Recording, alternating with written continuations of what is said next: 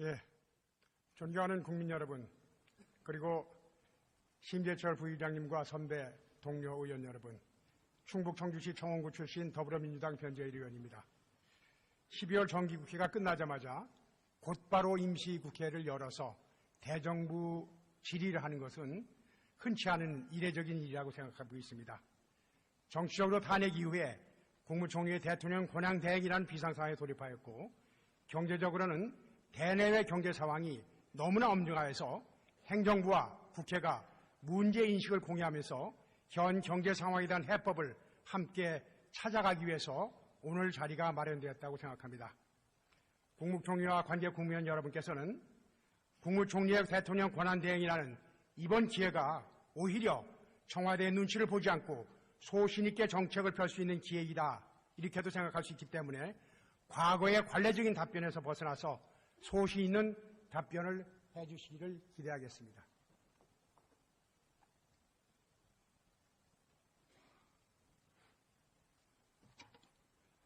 국무총리 나와주시기 바랍니다.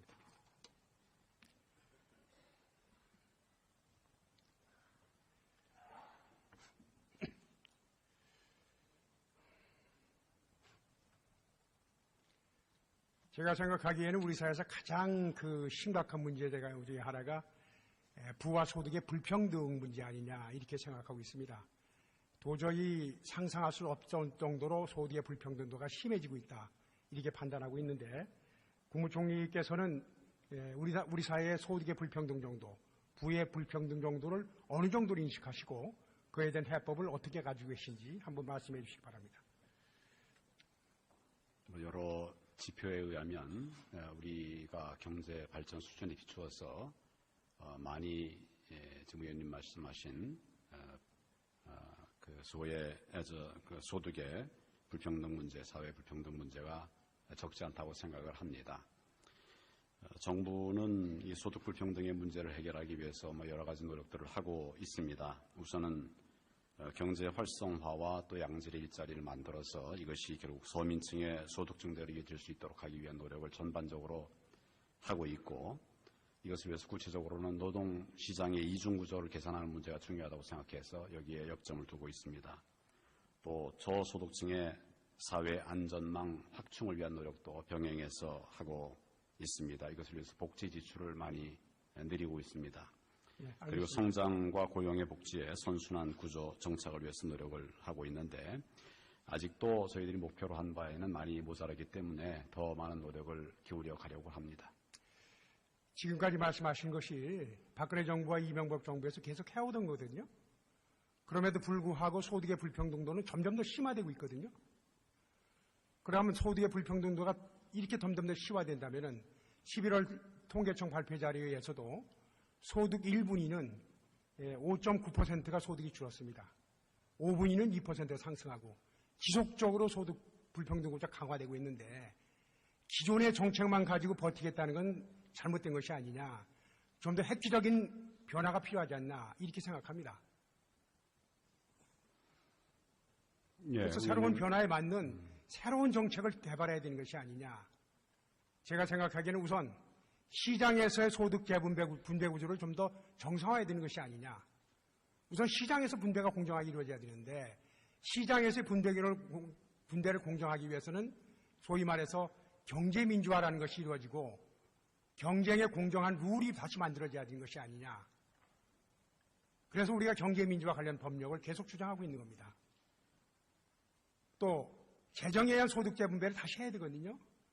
확장적 재정 정책을 쓰는데 언제까지나 국채 발행에만 의존할 수 없기 때문에 부자한테 좀 더 세금을 걷어서 대한민국이라는 법과 제도 속에서 좀 더 많은 이익을 향유한 사람이 좀 더 세금을 내서 그걸 바탕으로 해갖고 재정 정책을 통해서 소득의 재분배를 만들어야 되는 것이 아니냐.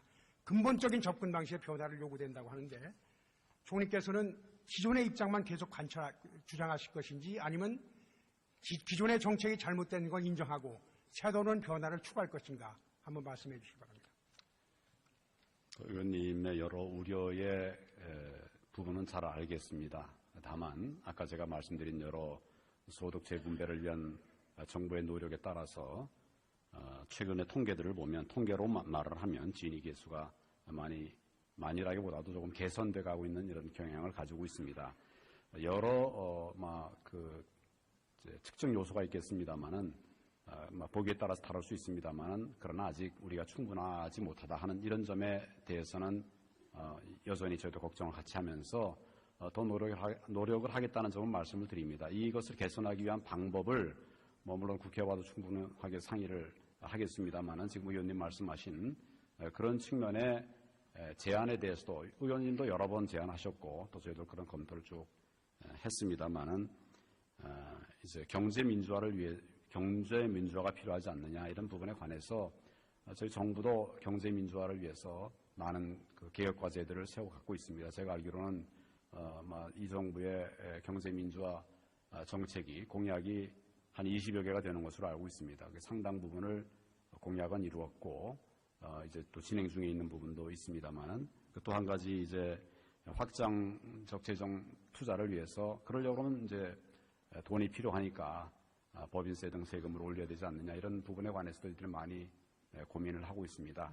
그러니까 이 부분에 관해서는 저도 여러 번 얘기했고 우리 경제부총리도 여러 번 말씀드린 것처럼 법인세를 이렇게 올리거나 세금을 올리는 것은 그것이 기대하는 그런 목표도 있지만 또 그것이 가져오는 부작용도 있다고 하는 것은 공통된 얘기 아닙니까? 그래서 세계 각국도 법인세를 올리는 문제는 굉장히 신중하고 거꾸로 이제 내려가고 오히려 내리는 그런 나라가 선진국에서 많이 있는 걸로 알고 있습니다. 그래서 이런 부분도 저희들이 좀 심각하게 검토는 충분하게 하고 있다는 점을 말씀드리고 하여튼 원칙적으로는 기본적으로는 국민들의 추가 부담이 없는 이런 소득 재분배 이런 방향으로 노력을 해오고 있는데 이런 부분에 관해서 좀 더 지혜를 모아보겠습니다.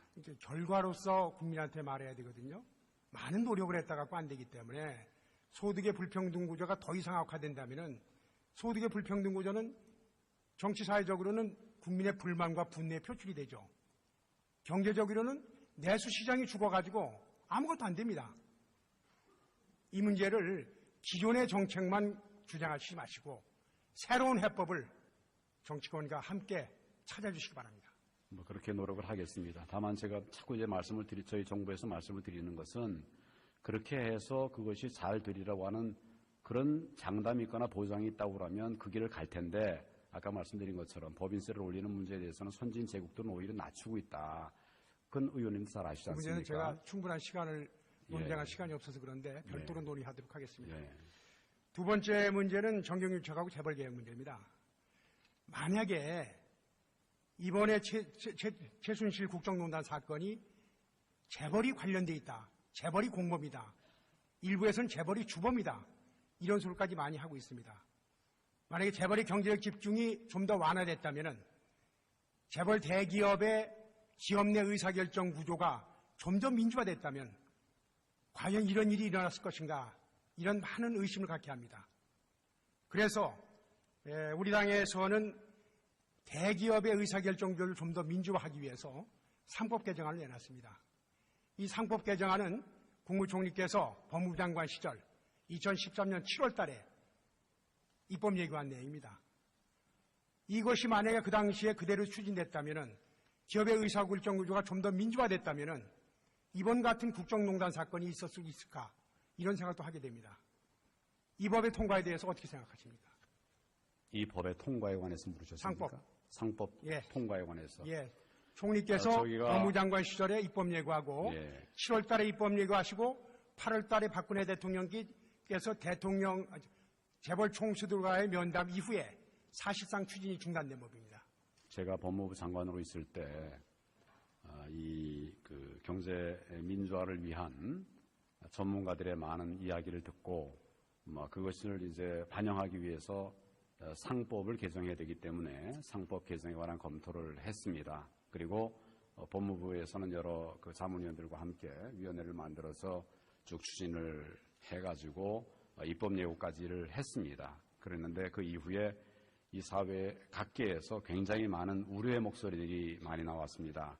그래서 이런 부분에 관해서 사실은 이렇게 쉽게 결정할 부분이 아니기 때문에 더 많은 의견을 듣고 더 많은 의견을 좀 판단해 보면서 또 우리 경제 상황도 좀 같이 고려해가면서 처리해야 되지 않겠나 하는 이런 생각을 가지고 있었습니다. 지금도 이 부분에 관해서는 필요한 때 필요한 부분의 개정이 검토돼야 된다는 생각을 갖고 있습니다. 다만 많은 걱정이 있기 때문에 사회적 공론화 과정이 좀 더 필요하지 않는가 이런 생각을 하고 있습니다. 충분히 아시겠지만은 이 법이 그 당시에 대통령께서 공약하시고 총리께서 입법 예규안대로 통과됐다면은 아마 이번에 있었던 국정농단 사건의 반 정도는 줄일 수 있을 것 아니냐 이런 생각도 해봅니다. 이제는 대기업이 주주의 소유 자산이 아닙니다. 그렇기 때문에 어떤 그 의사결정들을 민주화하기 위한 그런 노력은 절대 필요하다고 생각합니다. 그건 상법 개정안 국회에서 논의하는 과정에서 정부의 전향적인 노력을 부탁드리겠습니다. 예, 아까 말씀드렸다시피 본래 상법 개정안은 법무부가 추진을 해왔던 것이고 그런 의지를 가지고 시작한 것이기 때문에 국회에서 논의가 진행이 된다면 충분하게 같이 협의하도록 하겠습니다. 한 가지 더 추가적으로 묻고 싶은 것은 선출되지 않는 권력이 독점권을 행사하는 것은 잘못된 것이다. 이런 지적이 요즘 많이 나오고 있습니다. 관료의 독점권 문제입니다. 그 관료의 독점권 중에서 두 가지가 지적되는 것이 공정거래위원회 전속고발권과 검찰의 기소독점권입니다.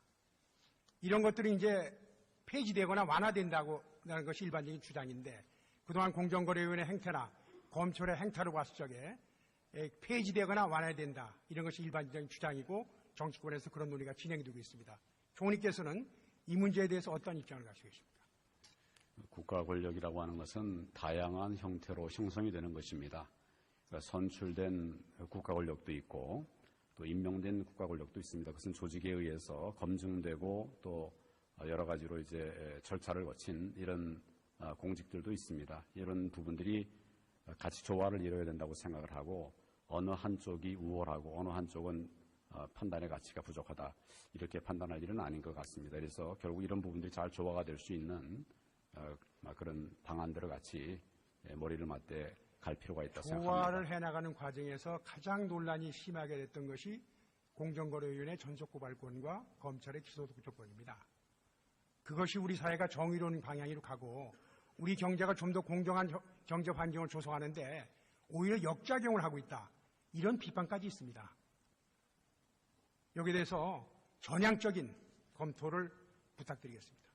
네, 공정거래위원회의 독점 고발권에 관해서는 의원님 말씀하신 이런 여러 우려들을 반영해서 다른 유관 기관들에게 고발 요청권을 지금 부여해 가고 있습니다. 사실상 작동하지 않았잖아요. 그래서 고발 요청권을 이제 부여한 지가 오래되지 않았고 또 그것도 이제 전문 영역이기 때문에 좀 더 이제 상황을 봐야 될 것이라고 생각을 하고 이 기소 독점권에 관해서는 그건 이제 우리나라도 있습니다만은 선진 대륙 제국들이 또 사실은 이런 방향으로 다 가고 있습니다. 그것은 왜냐하면 소추의 그 균형성 그리고 또 이제 형평성 이런 부분 때문에 이거는 그냥 실험할 수 없는 거 아닙니까? 그래서 그런 부분에 관해서 저희들이 계속 그 정부의 입장을 그렇게 견지하고 있는데 의원님 좋은 의견 내시면 또 같이 검토해 보도록 하겠습니다. 제도의 정당성보다도 그 제도의 결과물로 우리 사회가 어떻게 변하고 있나 이런 걸 보고서 제도의 문제점나를 다시 한번 논의하자는 소리입니다.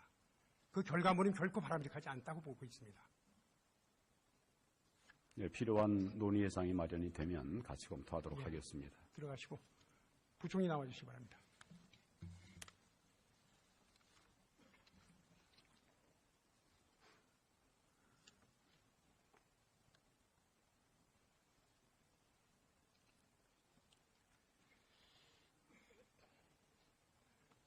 부총리께서는 현 경제 상황 비참하게 보고 계십니까? 아니면 그래도 긍정적인 면이 있다고 보십니까? 아까 존경하는 김진표 의원님 질의에 답변을 드렸습니다만은 좀 상당히 엄중한 상황이다라고는 보고 있습니다. 그런데 이제 우리가 어떻게 대응하느냐 하는 것은 매우 중요하다 또 이렇게 생각을 하고 있습니다. 그래서 지금 이제 상반기 재정에 68%를 조기 집행하겠다고 그랬죠? 예. 그렇게 한다면 하반기엔 재정 결벽되는 건 뭐 어쩔 수 없는 거 아닙니까? 다 써버렸으니까 상반기에. 예, 다 쓴 것은 아니고. 68% 썼으면 다 썼죠, 뭘. 예, 뭐 많이 쓴 것이기 때문에 그렇다고 해서 그렇게 하고 재정 그래 절벽이 제가 되지 앞서 그렇게 하고 경제가 좋아진다는 그런 상상을 할 수가 없죠. 그러니까 하반기에는 많이 지금은 쓴 더 것이 나빠질 없다는 것 같은 그런- 생각도 드는데. 예, 물론 그 상반기에 저희가 재정을 조기 집행을 많이 하려고 하는 것은 그것이 일종의 그 민간 부문에 대한 그 뭐 자극이랄까 이런 것이 될 수 있도록 선도를 하자는 뜻이 있기 때문에 그렇게 이해를 해주시면 되겠고요. 제가 말씀드리고자 하는 건 추경 문제를 논의하는데 예, 1, 4분기 성과를 보고서 하겠다는 것은 너무 아니하다. 1, 4분기의 성과 좋아질 리 없습니다. 그리고 1, 4분기 성과를 보고 난 다음에는 헌법재판소의 탄핵 판결이 나는 시점과 대선 국면이 돌아가고 싶습니다. 그때는 행정부가 의사결정 못합니다. 지금 의사결정 해놓으셔야 됩니다. 그때 가서 추경을 한다 하더라도 규모 문제, 무슨 사업을 할 것인가. 지난해 추경할 때처럼 SOC 한다고 하다가 야당의 반대를 못하게 돼서 추경 사업도 잡지 못하는 그런 상태가 발생하지 않도록 미리미리 준비해달라 이런 것을 당부드립니다. 네, 뭐 과연 경제 상황이 어떨까를 보고 뭐 많은 것을 보겠습니다만은 또 실제로 이미 투입이 되고 있는데 새로운 사업을 막 발굴하기도 어려운 점은 있습니다. 근데 어쨌든 추경은 행정부 혼자 하는 것이 아니고 국회가 통과시켜 주셔야 하는 것이기 때문에 당연히 국회와 협의를 많이 하도록 하겠습니다. 총리께도 여쭤봤습니다만 그 불평등 구조 해소 문제 예, 이 문제는 아주 심각하거든요. 예. 더군다나 경기 회복을 위해서라도 내수 시장을 활성화시켜야 되는데 불평등한 소득 구조 속에서 우리 내수 시장이 활성화될 수가 없지 않습니까?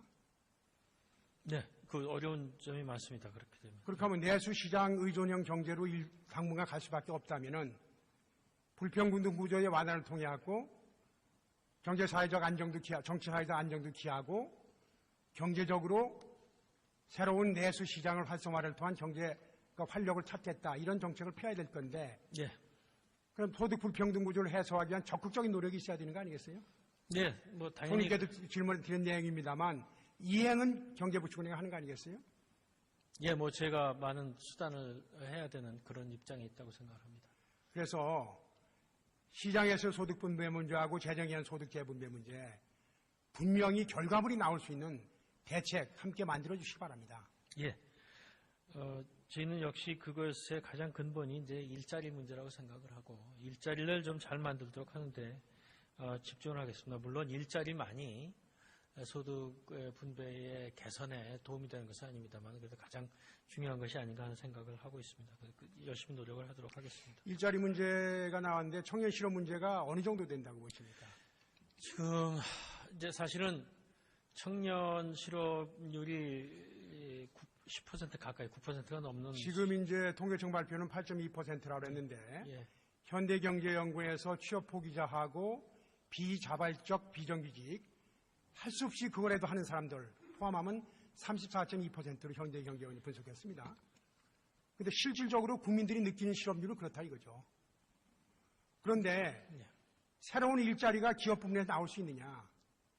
3차 산업혁명 하면서 고용 없는 성장은 고착화되어 있습니다. 4차 예. 산업혁명 하면서 이제는 인공지능과 로봇에 의해서 노동력이 대체됩니다. 기업 부분에서 더 이상의 일자리 만들기 상당히 힘들 것이라고 보고 있거든요. 그 의원님이 지적하신 그런 측면이 있습니다. 우선 이제 그 청년 그 뭐 34%는 좀 저희로서 과장된 것이 아니라는 생각이 들고요. 근데 고용률도 높아진 건 사실입니다. 청년 고용률도 고용률은 높아지고. 인용할 때 못 되고 그러니까 이제 실제로 일자리를 찾는 뭐 청년이 많아졌다는 뜻이 되겠는데 의원님 말씀하신 대로 지금 기존의 산업에서의 그 고용 증대는 뭐 청년이든 아니든 참 어려운 점이 있고요. 4차 산업에 있어서는 그래도 상당히 그 희망이 있는 부분이 있다고 봅니다. 이게 서비스에 직결되는 부분도 있기 때문에 당연히 그것을 이제 그 성역화하는 부분도 있는가 하면 또 실제로 사람이 필요로 하는 부분도 또 그만큼 생기는 것이기 때문에 그 부분에서는 또 줄어드는 것은 아니다라고 생각을 합니다. 줄어드는 것이 늘어나는 것보다 더 크다는 것이 일반적인 예측입니다. 그러니까 일자리에 관해서 예. 기존의 사고에서 벗어날 때가 됐다. 김진표 의원께서도 말씀하셨지만 공공부문의 일자리를 대규모 확충하고 그동안 논의되고 있는 소위 잡쉐어링 문제, 이제 현실을 받아들여야 되는 거 아니냐. 새로운 접근 방법을 가져달라. 예. 이런 말씀 드리는 겁니다. 예, 물론 그 공공부문 일자리는 저희도 늘려야겠다고 하고 있고, 실제로 늘리고 또 지난번 국회에서도 예산에 있어서 통과를 시켜주실 때 공공부문을 좀 늘리는 부분을 했습니다. 이제 공공부문 일자리를 국가 예산을 늘리는 부분도 있고, 또 이제 그 공기업이라든가 공공부문에서 새로 만드는 부분도 있게 해서 저희가 하여튼 최대한도로 그것을 늘리는 노력을 하겠다는 말씀을 드립니다. 국민 앞에 결과물로 나오게끔 정책을 해주시기 바랍니다. 예, 그렇게 하겠습니다. 예, 들어가시고 국무총리 잠깐만 빌까요?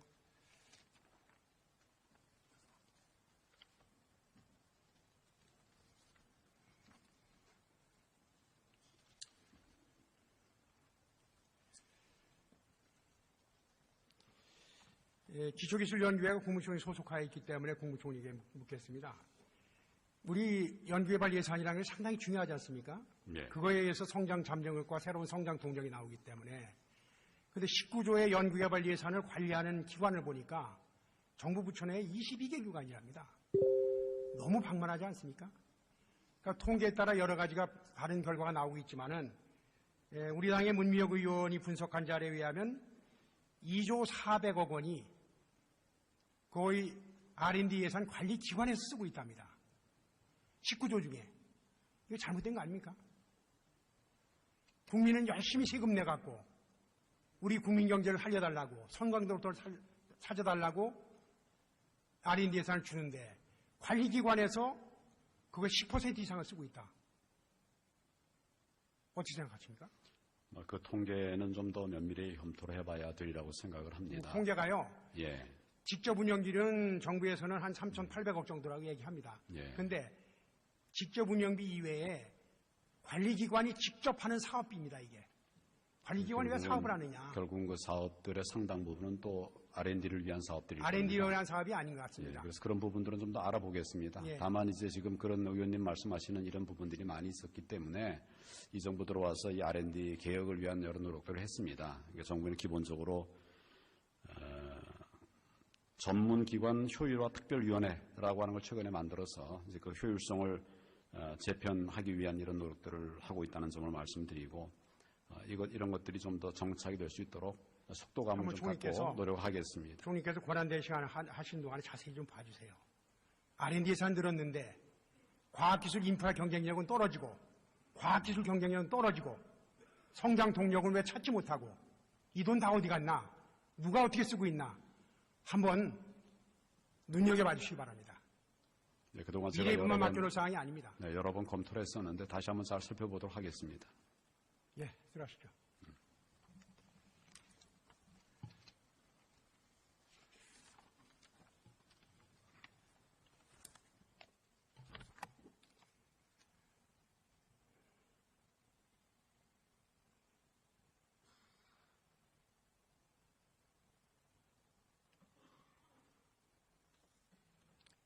예, 시간이 짧아서 준비한 사항을 다 묻지 못했습니다.